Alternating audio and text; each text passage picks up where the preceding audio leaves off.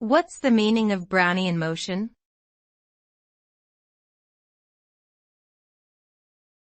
Brownian motion.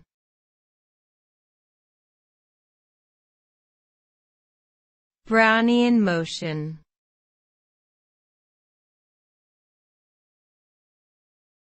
Brownian motion.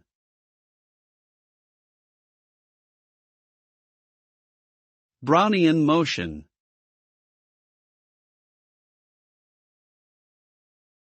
Brownian motion is a phenomenon where tiny particles in a fluid undergo random and erratic movement due to collisions with other particles.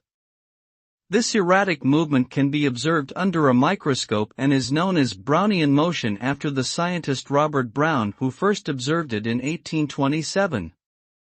The result of Brownian motion is that the particles appear to move in a zigzag pattern, constantly changing direction and speed. This phenomenon has important applications in many fields, including physics, chemistry, and biology, and has contributed to our understanding of diffusion, thermodynamics, and molecular interactions.